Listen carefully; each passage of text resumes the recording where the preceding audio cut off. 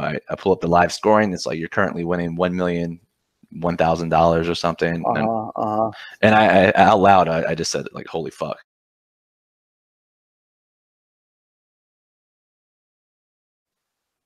Welcome to a very special edition of the Occupy Fantasy podcast. We got this guy, Brian Jester, here with us, our co-host, founder. He's not feeling too well. He got sick in Vegas. Yeah, feeling under the weather the last 2 days. But honestly, it's hard to feel bad at this point. You know what I'm saying? For those of you that don't follow us at all, have no context, Brian just took down the Millionaire Maker on DraftKings. I imagine that's the most money you've ever made doing anything. Yeah, $1 million is safe to say. Yeah. Wow, man. I was driving back from the suburbs following the most boring Super Bowl I'd ever seen in my life. And I see my phone ringing and it says Brian. I'm like, Brian's in Vegas right now. Why would he be calling me? And that's when I found out, dude. I was in utter disbelief. I almost crashed the car, which would have been an awful shame. Would have really dampened the win there. But wow, let's take a step back, man. For everyone that doesn't know who the hell you are, what we do, let's tell them a little about your weekend in Vegas, your tradition that you hadn't taken a part of for the last 4 or 5 years now, and just what made this entire weekend special. Yeah, so, I haven't done it the last couple of years, but, I've done it 7 or 8 times now, going out to Las Vegas for the Super Bowl, and just to bet on Super Bowl props because it's the most profitable time to make a sports bet with so many just regular Joes placing bets, millions and millions of dollars coming down on props. And because there's so many books out there, we can line shop. It's honestly the most profitable time ever. So, I go out there every year, and when I went out there this year, my DFS lineups were already set. My daily fantasy lineups are already set for the Super Bowl GPP. My sole focus from the time I touched down in Vegas was just to get as much money down on props as I could. Right, and obviously that became a afterthought pretty quick, right? Honestly, it wasn't. I mean, I was sweating props until like 6 minutes left in the game. I barely paid attention to my DFS lineups just because it was a single game, and I knew that it could swing so quickly that I wasn't going to stress myself out through this entire game, this 4-hour adventure. Just check it late, and if I'm in the running, great. If not, then so be it. Fair enough. So what props did you have money on? It ended up being like 81 or 82 props, and that turned out great. We had a lot of unders, bet a lot of Jared Goff unders, Brady unders, a lot of bets against scoring. I thought the game would go under, obviously not by 40 points, but our props reflected that, and I mean that was very profitable. But it just obviously a complete afterthought at this point. Dude, you had the nerve to tell me that you finished third in the Super Bowl prop bet and $150. Yeah, I mean, another inconsequential victory of the weekend. Well, let's focus on the big bucks, man. So a little background. Give the audience who's never heard of the single game slate. Like, people have heard of daily fantasy and setting your lineup, whether FanDuel, DraftKings, but specifically the single game slate and the Millionaire Maker contest in which you won. Yeah, sure. So single game, basically on DraftKings, which is where I won this contest, you select 6 players. No positions are required. You can pick any 6 players from any 6 positions in this single game, this one game, the Super Bowl, Rams versus Patriots. You pick 6 guys from this game, and then you designate one of those players as your captain, who will get 1.5 times the amount of points they score. So if you pick Tom Brady as your captain, he scores 20 points. You get the 1.5 times multiplier. He'll score 30 points for your lineup. And the Millionaire Maker, they have it in most sports on DraftKings, where it's just an insane amount of people in the hundreds of thousands.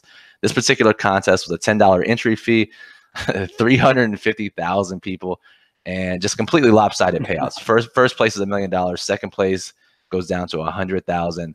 and then it drops down even further after that. And in a single game, because there are so few combinations that are possible, many times that top prize is split amongst five to 100 people. Yeah. So yeah.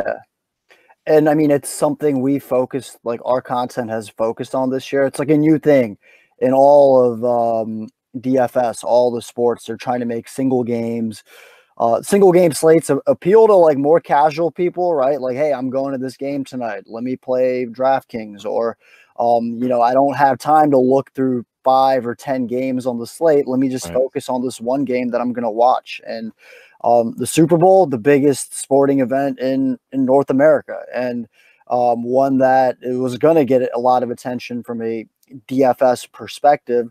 Backtrack a little as to like your strategy here, because you obviously you don't do this often, but you had 150 entries, which is the maximum amount in this contest. Yeah, well, I mean, you hit it perfectly. The two aspects that really drew me to this contest was the fact that it was single game, and it's still a new contest type, right? They've done it for this full NFL season, but it's only a year old, 6 months old even. And because of that, people just don't know how to play it correctly yet. This is a real thing. We've had great success, not only just you and I personally, but our members as well, just because it's so new, people don't understand the right way to play it yet. And then 2, you combine that with the fact that it is the Super Bowl, the last football slate of the year. It's just going to, and the payouts, you enter $10, a chance at $1 million. You're just going to attract tons and tons of people, tons and tons of casual players. And with that combination, I said, I think I'll have a pretty big edge here. I think this is probably the biggest edge I'll have in DFS all season.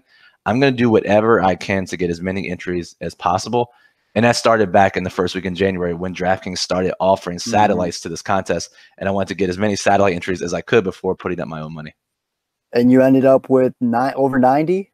Yeah, it was like 90 or 91 tickets over 4 or 5 weeks, where it was mostly NFL. I got a couple tickets in NBA. I had a pretty big windfall in the Pro Bowl slate. I got a few tickets there. And then, like I said, I ended up with like 90 or something.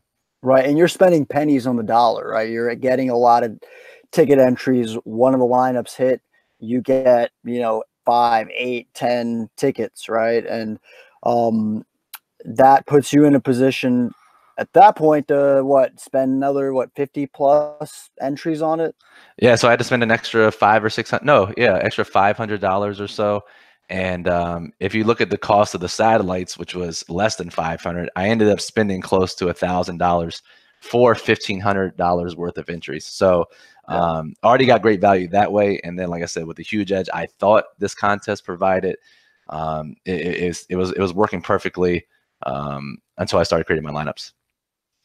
And I mean, just to give context here, like Brian, like you got me into this degeneracy back in college or like right after college. And I mean, you've been gambling on sports, playing DFS for some time, but like, what's the most you've won in a single, like not a single slate, but in a single night in DFS before? It was that $9,000 hockey win, which coincidentally was not coincidentally, it was on purpose, a satellite entry into a hockey contest. Won like $9,000. I've had a few $3,000 and $5,000 wins. I'm no pro at this. I'm not in here making $100,000 a year. It's funny because I think it was like a Reddit post or something was like, this asshole just max enters every contest and always wins. I was like, I mean, you're clearly just making that up, because I enter 150 lineups in a contest. Like, maybe I can count on both hands the number of times in my career. Yeah. And I mean, like, it's something that you've tried to get more into a habit of like this year, but knowing you, dude, like that's insane. The fact that this is, and you were right, like Super Bowl is peak time for a lot of fish to step in this sort of contest. And not to mention like the single slate is just totally new. So it almost, and it's the fucking Super Bowl, like the perfect timing, right, to win something. So okay, as far as your specific strategy when you're making 150 lineups, right? Like obviously it's going to take a lot of time. You don't have like a algorithm that's pumping this out. How long did it take you to make these lineups, and what was your strategy going into this game, which was projected to be by most people a shootout to like pretty high octane offenses? Like, what was your strategy? Oh, yeah, so I was able to get my hands on like a very, very basic optimizer where I could put in exposures and then spit out at least 150 lineups that I can work with, right? Instead of creating them all by hand, at least I had some base to work with. So I did that, Okay. and then I was able to go in and I actually tweaked every single one by hand. So I spent, maybe 24 hours doing that before I left on my trip. And And you had 2 weeks, like, yeah, right. like just you don't usually get that on like the regular season. Yeah, and it was nice because there were really no major injuries to worry about here, right? If there was a Mhm, couple of questionable guys, then it would have been very tricky, if not impossible, for me to make any mhm, changes. But yeah, I knew I could make these lineups early in the week, even late the week before, and not have any issues with that. So, mhm. but yeah, so I came into it. I wrote the daily plug on our site about it. I thought Julian Edelman, was the best play on the board. Both quarterbacks didn't rank that highly in our model. I was betting a ton of unders on the quarterbacks when I got out in Vegas. That was my plan, at least. And I honestly thought Edelman was. We've talked about it before. A likely high scoring game. Edelman and other receivers are your best bets to have that ceiling game, right? If it's Mhm, going to be a mhm. shootout, so I thought Edelman had that best bet there, and he was the guy I had the most captains in my lineup. Right. Paid off, So didn't it? yeah, but it was surprising. I thought he was going to be like, I don't know, 15% Yeah. owned as a captain. It was half of that. He Mhm. was only 7% of lineups had him as a captain, and that was obviously a major advantage. Totally. And I mean, in a pool like that where you have to beat so many people, it's amazing how many people don't use game theory to their advantage, right? Like, that in order to win the potential million, you can't have the same lineup as everyone else. And what was Tom Brady's ownership for the MVP spot like? He was the highest. He was 15%. 15%? He was 15%. He was owned in like 60 to 70% of lineups. But, Mm-hmm. like you said, you had to have a crazy event happen to win first place. So when I was creating the 150 lineups, I had two goals in mind. One was primarily to get as many unique lineups as possible. Like, I wanted a chance to win that $1 million by myself. 350,000 entries is very unlikely that's going to happen. But I figured if I give myself a chance at as many unique lineups that aren't like completely off the board, I'll have a chance. Right, right. And then secondarily, I wanted my exposures to be correctly, where I wanted less quarterbacks than most people would have, more Brandon Mhm. Cooks, more Patriots defense, and that's how I approached it going forward. Well, let's get into the fun part, right? Like the degeneracy, the experience, the Vegas moment, everything. I want to hear what your plan was for the Super Bowl. When it started to kind of hit you that maybe I might have a chance, and let's just talk through that, man. So where'd you guys watch? Yeah, well, honestly, before that, so on Sunday was the Super Bowl. The Saturday before was, I mean, strictly business. We played Top Golf in the morning, and Hmm. then literally we blocked out the entire afternoon and evening to figure out where we're betting every prop, and then actually go to each sports book and bet all those props. And I mean, that took like 6 hours, so it was a Oh yeah, legit work day getting all this action down. yeah. But we already had our Super Bowl plans in place. We paid for a party at the Luxor. It was the public house, a bar there. Hmm. The last time I went out there, that's where we watched it as well. So, it was a table. It was me. Moose was out there with us. Mike Carey, who's been on the show before, and then a friend of ours, a college friend of ours, was out there as well. Mike Carey's family was sitting with us. My parents actually flew out late. They got a late ticket, so they were at a different Super Oh Bowl my, party. Yeah, so yeah, they were at a completely different Super Bowl party. So that was a fun conversation afterwards too. But yeah. so yeah, we're sitting there, a table of 10 people. It's this crowded bar, TVs everywhere, watching the game. And like I said, I wasn't remotely interested in DFS because I had like 20 So props. much on, right? Yeah. Right. It just didn't. I wasn't going to worry about it. But Jack, our guy who we had on a couple weeks ago, who won the 50 grand, he texted me maybe mid first quarter. He's like, "Oh shit, you're in first place in the millionaire," and I was like, "That's cool. It's single game. Like this shit could Yeah. change. One touchdown will drop me like 50,000 Right, spots." right. So I'm not worried about that. I was like, maybe I'll check at halftime, but I'm not. Like, I'm not gonna check this at Yeah. all. And I So mean, like the type of person I am, like I was thinking to myself, I'm like, man, like what if Sonny Michel didn't score that touchdown and instead they did play action to Chris Hogan. I know. I Like, mean, there was so many situations in that game. Brandon Cooks what? dropped 2 touchdowns. Like, Hmm. there's so many things that could have happened. Obviously, Hmm. um, and honestly, if Michelle didn't score it, I had 2 lineups. I mean, and I was like I said, I wasn't paying that close attention to it, but other people were telling me I had 2 lineups. One was first, and one was like 30th the entire time. The 30th lineup that had Michelle in it actually overtook my first lineup. Um, but the first lineup had Brady and Gronk. So if Gronk had scored that touchdown, I still think I would have been in first place. Hmm. So, but yeah, like I said, I was not checking, just Right. You're just marking off my enjoying the props. Super Bowl. You're in Vegas. You got a lot of money on the line. You're with your boys. You know, your family's in the city. You're just enjoying it, right? I follow that, man. And then, even after that text, you weren't phased. Like, you're not. Did you even look?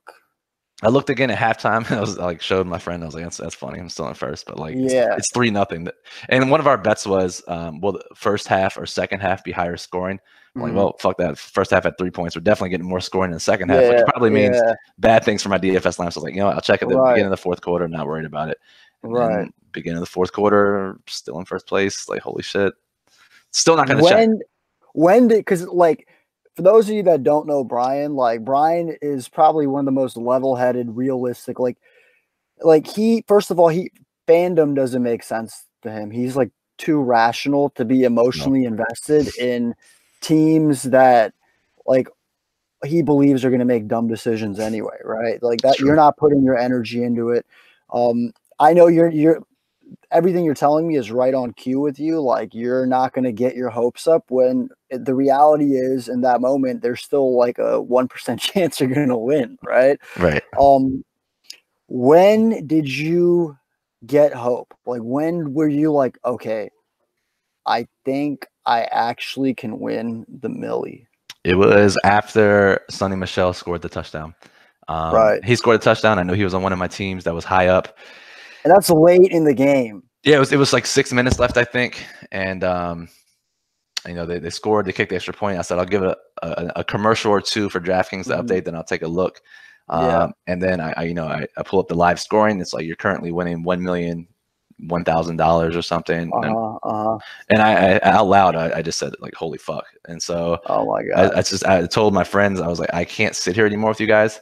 I can't just Yeah. period. I I can't need sit to. down. Like I can't sit Yeah. down this Yeah. point.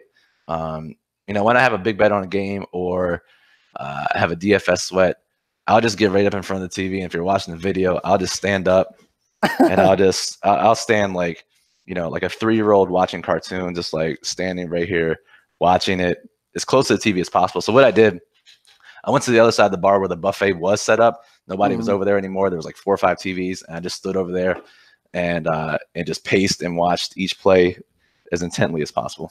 And at this point, like, we didn't clarify, but you had Julian Edelman, Sonny Michelle, Gronkowski, Robert Woods, Brandon Cooks, and the Patriots defense, right? Yep. So literally, anyone but those players doing anything good is bad for you. Right. Tom Brady, Jared Goff, Todd Gurley, right? Like, so how, like, what's the perspective you're like, are you at this point just like, what were you rooting for after Michelle scores a touchdown, Pats are up by a touchdown? Like, what's going on?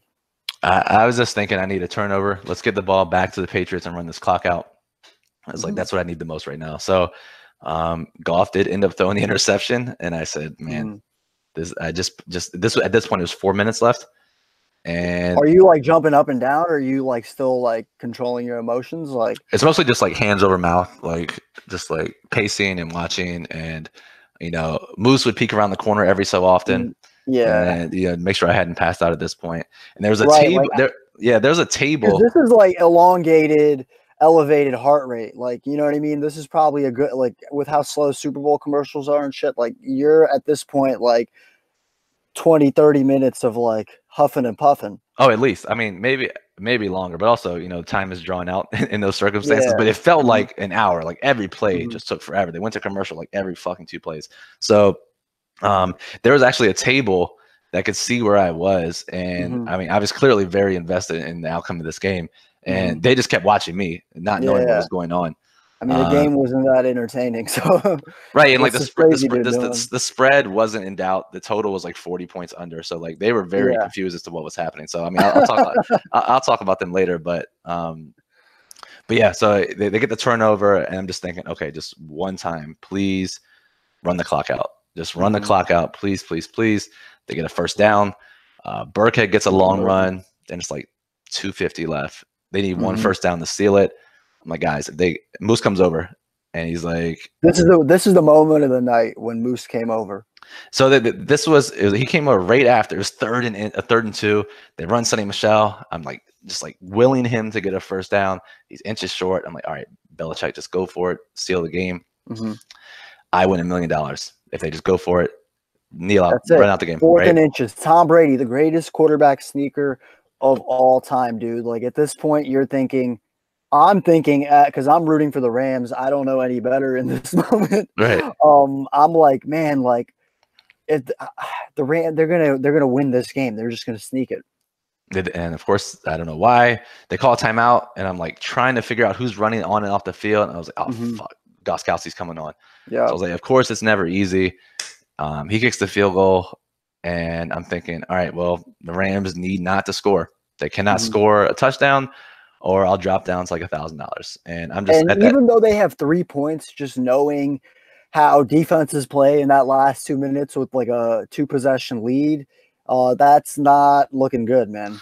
No, and I just I'm like exasperated, like all energy comes out, and then Moose comes over and he like puts his arm around me, because at this point I had finally sat down and I was like, man, I don't believe this. Right. At that point, like you have to think like, all right, Goff is gonna get some garbage or just something's gonna happen, man. Like right. And then Moose just calm as ever, arm around me. He's like, bro, hey, don't worry, man, we got this.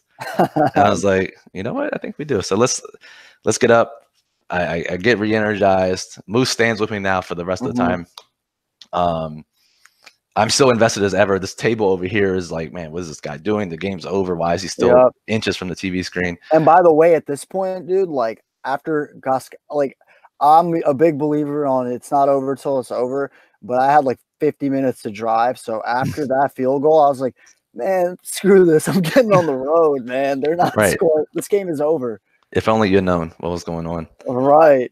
So here comes the greatest garbage drive of like the season of NFL history. I know, and like this first or second play was a long Cooks grab. I was like, man, this is bullshit.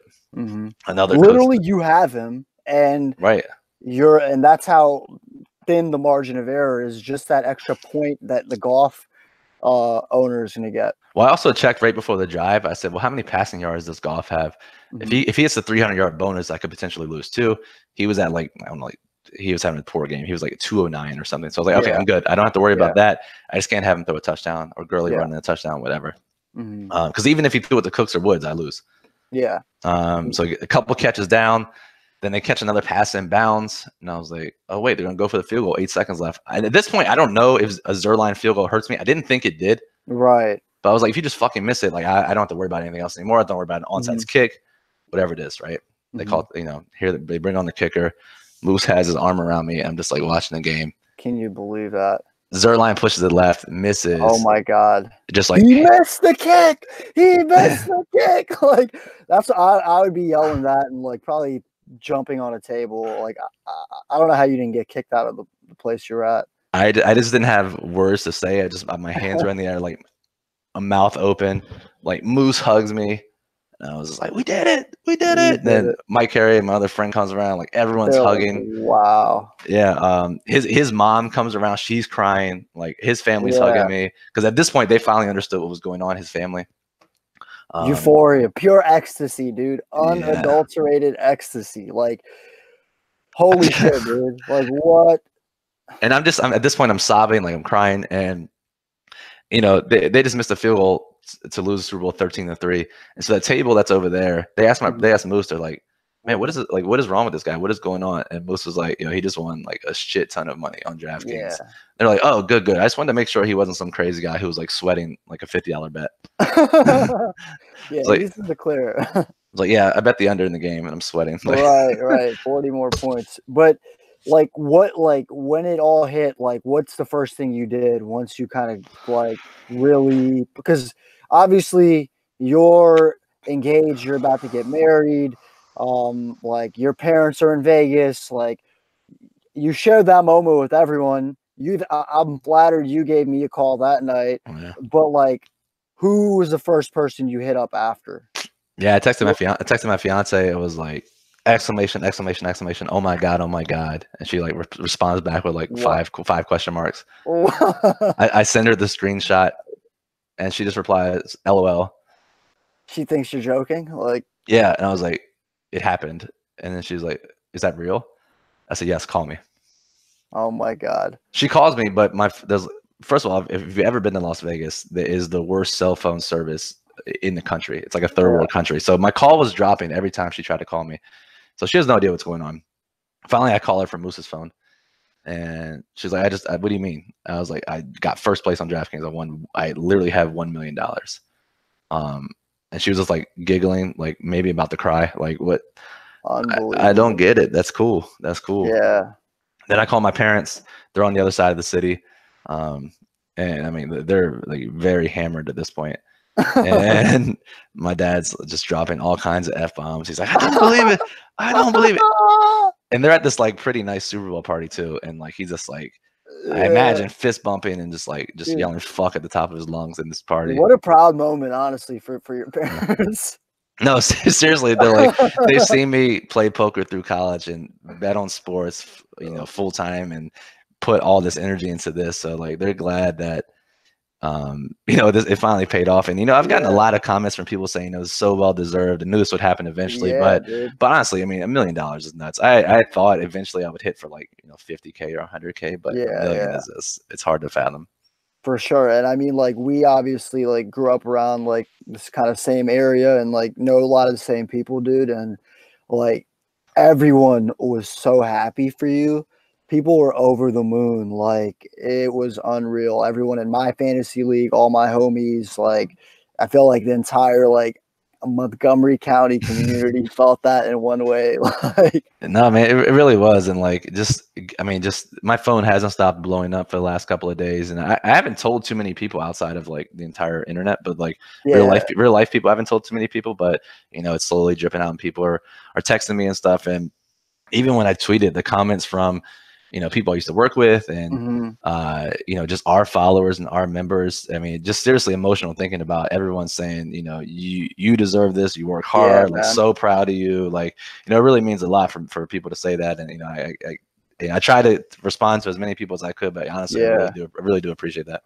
I mean, hell yeah, man. Like the reason we started Occupy Fantasy, like Brian got me into DFS before, when I was like a normal person, like I just play seasonal fantasy, but like without you, dude, like I would have never been introduced in this world. And like you did it with such like genuine, like you were just trying to help me. You're like, hey, like let me get you up to speed with what I know, right? Right. And that's kind of what Occupy Fantasy is all about. Like, it's not about arming the people that do this full time. It's about the people that do this for a hobby. But we're like, yo, don't be one of those suckers that's just bleeding money out of your pockets. Like, you can make this sustainable. It's not necessarily going to be a moneymaker. You're not going to quit your job, but like if you manage your bankroll, if you target satellites, if you know what you're doing in specific contests with your lineups, like you can put yourself in opportunities to be right here where you're at. So I think it's just unreal. It comes full circle.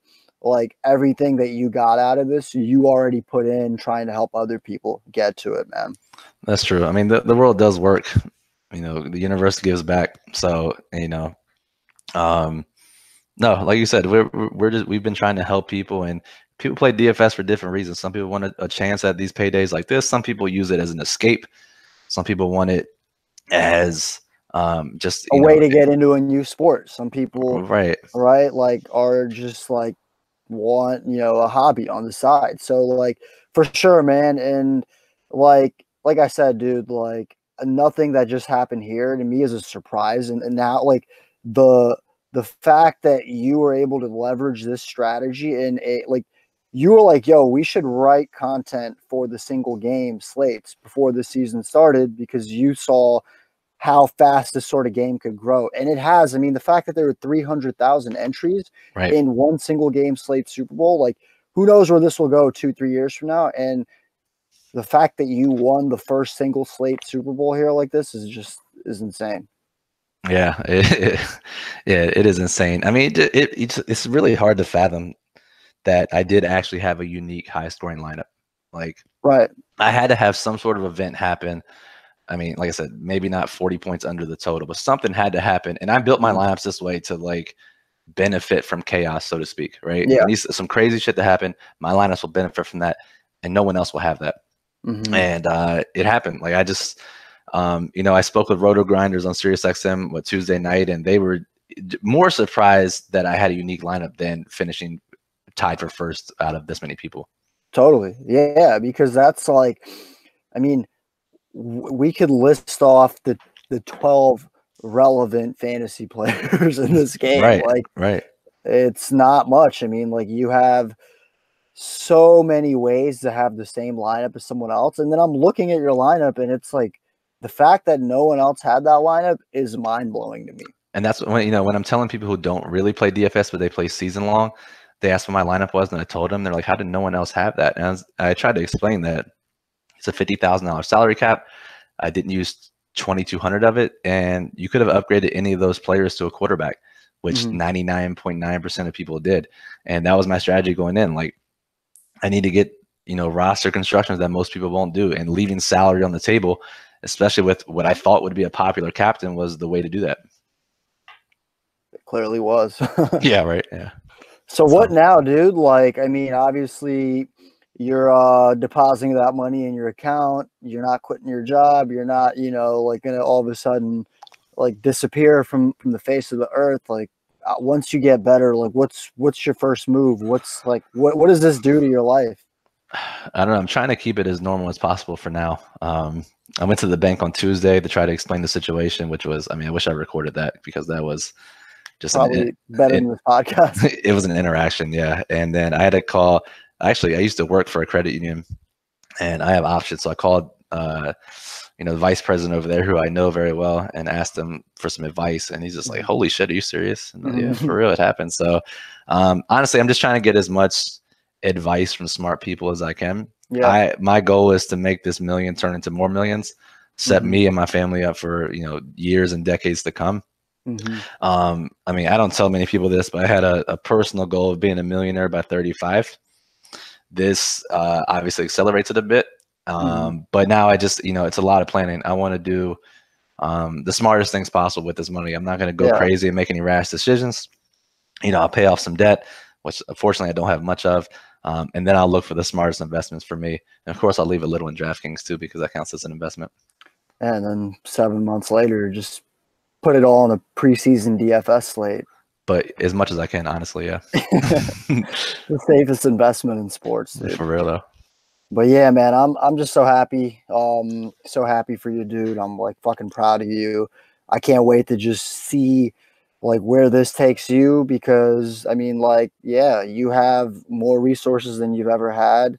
And honestly, like it's Super Bowl's done, but I know next season you're going to be back, and like it's going to be beyond just the money, right? Like you want to continue to like kick ass in this and keep getting better at it. And who's to say that like you don't have another one of these paydays lined up in your future? Right. It's not an end point by any means. Like I'm going to keep playing. Gonna try to keep being profitable. Now it just gives me some more ammo to work with. So yeah, I'm gonna keep doing it. But until the tax man comes, I'm gonna make as many elite millionaire jokes as possible. Yeah. My fiance is already just sick and tired of that. Yeah. Oh my God, I can't imagine. Yeah, just honestly, just like 20 minutes before this podcast, she asked me to take the plates upstairs for dinner, and I was like, do you think millionaires take their own plates upstairs? And like that was she's not having it anymore. So yeah, you could still sleep on the couch. Right. Yeah, exactly. So when's the next time you're playing DFS? Like, NFL's done. I know you've kind of been hands off. NBA, going to dabble in some NHL or something, or like, are you just good off it for some time? Yeah, I think I'm taking a break this week. I actually thought about playing NBA today, but I was, I was Yeah, sick, and I just couldn't get into it. But yeah, yeah, I do want to get back in the NHL. I'm hoping to at least get some qualifiers for that big end of year tournament they always have on FanDuel. So yeah. yeah, I don't know. I'm gonna take a break for a second, honestly, and just let this soak in. And honestly, my focus right now is the logistics of getting this $1 Dude, million in my bank I account. So hear you. I mean, I'd be stressed as hell, right? Like, you got to make sure, like, the bank's doing everything right. You got to make sure the tax man is all straight. You yeah. got to, make sure all those affairs are in order, because it all, like, I feel like the way my brain works is I'd be like, everyone's scheming against me to fail right now. And for this I already moment, feel like I still have that thought too. It's like this somehow they're gonna take this away from me. Somehow they're gonna wire this into some purgatory where I'll never get the money. Like I mhm. checked the routing number like probably 50 times. Yeah, Like yeah. Dude, so I we'll can't see. We'll see. imagine. Yeah, we'll see when. Hopefully it's there tomorrow or Friday. So Shit. fingers crossed. Well, I'm excited. I think I owed you dinner for like a prop bet that I lost a couple months ago, but I'm hoping to turn the tables now. Yeah, you're not the only person who said that. So I owe a lot of dinners at this point. I'm okay with that. Certainly okay with that. I'll My let you. man. I'll All let right. you hook. Thank you. Thank you. Well, you feel better, dude. Get some rest. Thanks for fucking doing this despite being under the weather here. And yeah, we'll see you guys around at Occupy Fantasy. Brian, you're the coolest kid on the block now. Just at him directly. You need some money. He has Venmo. He's good for that. Just send him a request, and we'll see you guys around. Yeah, and real quick before we head out, I'm honestly, and not doing this for publicity, I'm trying to get a hold of Julian Edelman to donate to Yeah, his charity. And so I tweeted him trying to get his attention because, I mean, honestly, he was a big part in this happening. And I would love to donate to a charity of his choice. So if you guys see it on my Twitter, give it a retweet and try to get at him, because I would love to do that for him. totally. So be sure to holler at that retweet. It's getting some buzz. Hopefully, Julian, Mr. Always Wide Open Edelman, sees it and lets Brian show some love. So, yeah, boring ass Super Bowl couldn't have ended any better. Nope. Could not have. All right, guys, we'll catch you later. See ya.